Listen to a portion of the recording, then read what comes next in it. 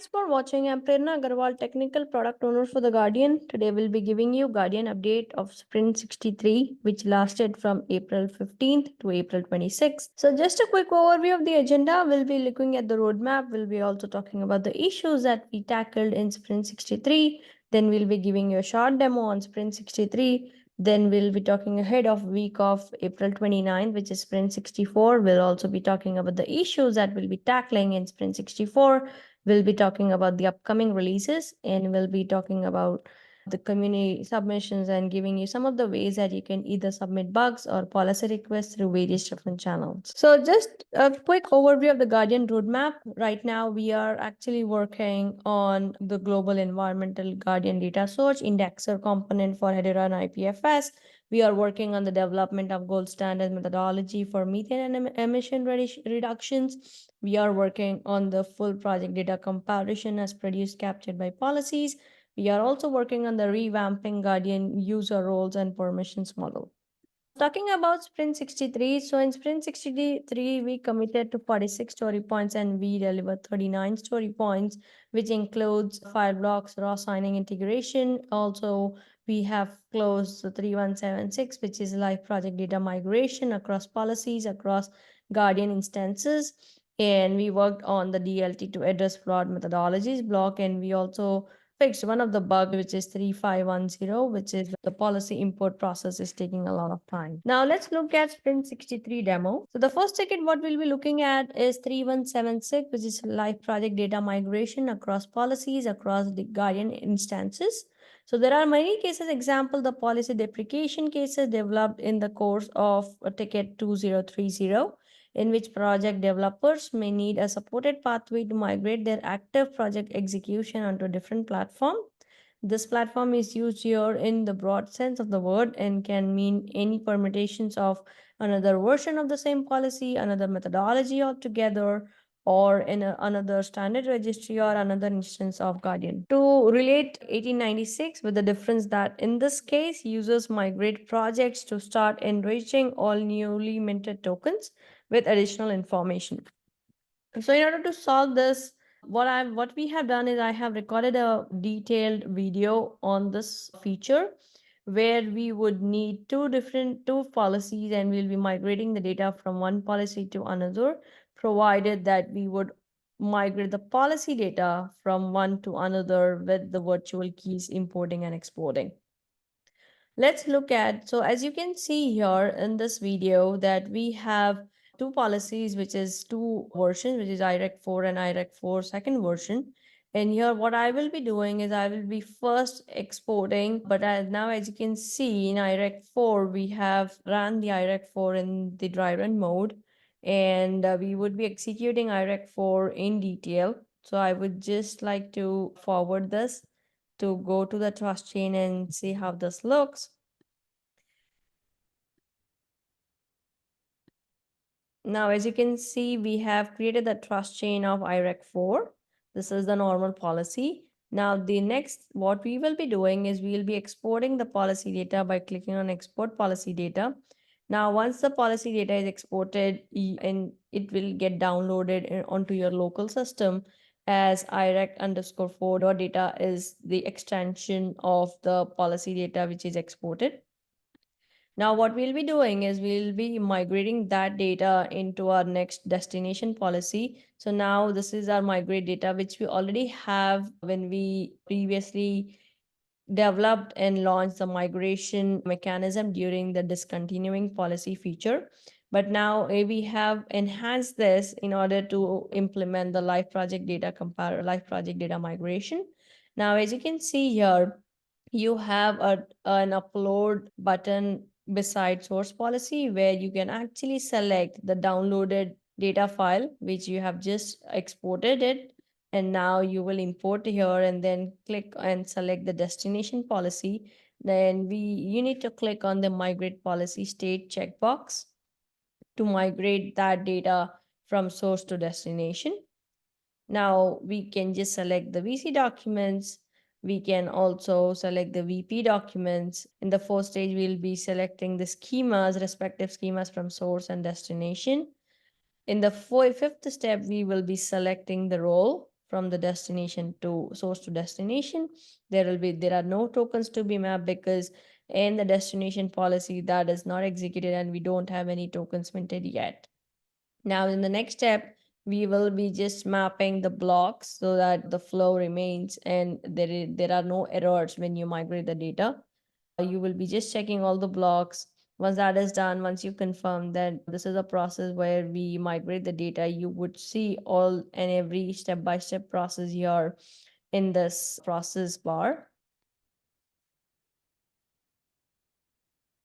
Once, as you can see, once the data is migrated, you would get a confirmation and a notification the data is migrated and the operation is completed in green. And if we have any error, you would see that in red.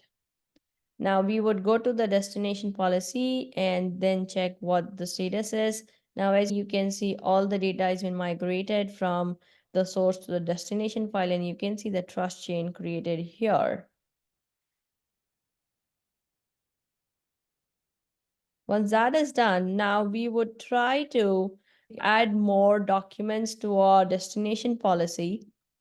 But when you try to do that, we will try to create a new device. But as you can see, when you try to create a new device in the destination policy, you will initially get an error, as you can see that in the console, that we are not able to create because we haven't imported the virtual keys which from the source policy. So that is one more feature what we wanted to implement here, that the policy would be stopped till you also import the virtual keys from the original policies. So now what we will do is we will go back to the source policy and click on import virtual keys. In the side menu, as you can see, you have options now, import and export virtual keys. So from the source, we would import the virtual keys. When you export it, you will get that extension. The exported keys would be exported and downloaded in your local system with an extension of .vk, which is nothing but .virtual keys. So now we would go and import it in our destination policy by clicking on import virtual keys and then select the exported virtual keys. Now, as we have imported that into our destination policy, I would again try to create a device. Here, I would enter all the required fields in the device schema. So now, as you can see, I didn't get any error when I tried to create a new device because I have imported the actual virtual keys from our source policy. I would also like to create an issue request just to make sure that everything is working. I would just enter all the required fields in our destination policy and then see if that also works. So now, as you can see, I have created the issue request here and it is waiting for the approval for the standard registry. I go to the standard registry and see if I have received that request. And here, as you can see, I have received that request and it is waiting for the standard registry to approve it. So in order to get more details about this feature, we have added a detailed documentation in our docs. So when you go to our docs and go to our standard registry folder, where there we have added a live project data migration folder. So you will get a step-by-step process of what each functionality would work and how you can execute through the UI. So you can go over each of the steps as I have demoed it. And we have also added all our APIs related to this particular feature in our documentation. So feel free to reach out to us if you have any questions on this particular feature. So the second feature, what we'll be looking at, the ticket, what we'll be looking at is 1314, which is Fireblocks raw signing integration. Currently, we are integrating one of the key management tools such as HashiCorp, but in future, we would also require other tools to provide end user an option to sign their required key management tool. So to add another option for the key signing, we have implemented Fireblocks. So again, I recorded one more recording for this just to demo you what exactly and how you can perform the Fireblocks. So before that, I just wanted to tell you that we need 4 keys from the Fireblocks for us to enable it to in Guardian. As you can see, we have added a new checkbox in our UI, which is use Fireblock signing. When you check this, you will see these four being populated. Now let's see how these four you can generate it through Fireblocks. Let me go to our video. So now as you can see that this is our Fireblocks UI, where you have to generate all the four required two IDs and two keys. Now let's see how you can generate those. First, I would like to create an API user. But before that, I will be creating a wallet, which would be HBAR test or HBAR test wallet. And now, as you can see, I have created the wallet. Once the wallet is created, I would go to the developer center at the side menu and then click on the add API user, where I can enter anything, any username which I want to. Then I can create a role which I can just select as NCW admin. Now, once the user is created, I want to download my private key because I want to enter that private key in my Guardian UI. I would download it and save it in our local system by clicking on that download private key option. Once the private key is downloaded, I would save and click on add user. As you can see, my user API user is created in the list. Now, once that is done, I click on the settings icon and I go to the users tab. So here, as you can see that I have the API user, which I created just now, is listed over here. Now I would like to click on the key icon to copy the API key. So this would be my second key, which is required for me to integrate Fireblocks into Guardian. So this I would copy and paste it in my local system. Later, then I go to the accounts. Now the third thing what I would need is the two IDs, which is a vault ID and the asset ID. Now, if you can see this hbar underscore test will be my vault, will be my asset ID. And in the top bar, status bar, I would also see a 0 at the end, which would be my vault ID. So these two also needs to be noted and saved to integrate the Fireblocks with our Guardian.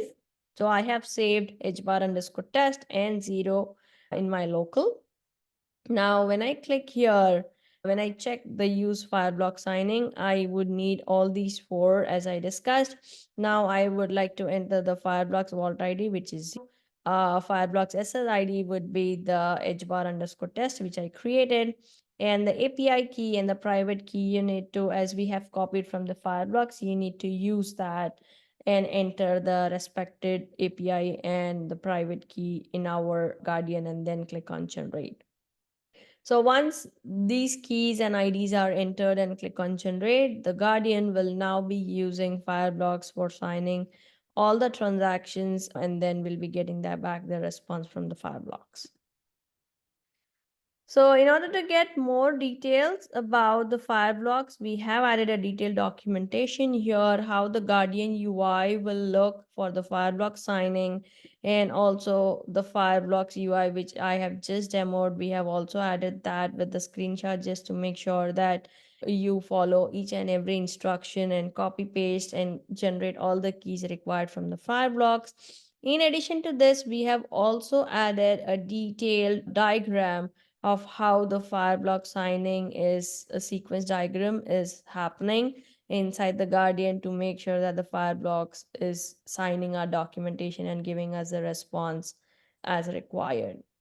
So please let us know if you have any questions on this integration on Fireblocks. Feel free to reach out to us on the discussion forum. We would be happy to help you in any way. So that was a demo on Sprint 63. Now looking at ahead of week of April 29th, which is Sprint 64. Currently, we are committing to 55 story points, which includes 2629 Global Environmental Guardian Indexer ticket. And we are also working on the optimization, which is 3520. We are working on the gold standard methodology, which is 2921. We are also working on the full project data comparison, which is 2704, and fixing some of the bugs, which is 3621 and 3606. Talking about the releases, our last release was on April 30th, 2024. Our next release will be on Friday, May 31st, 2024. So there are multiple ways to reach out to us. You can reach out to us on GitHub. You can submit policy requests, enhancements, or if you have some bugs, please go ahead and mention those bugs with us so that we can get our team on it. Also, if you haven't joined our Discord, come and join our conversation at hedera.com/discord. And when you get there, search for sustainability channel, or feel free to reach out to us directly if you have any policy requests by emailing us at info@envisionblockchain.com or through our website, which is www.envisionblockchain.com. Thank you. Have a great day.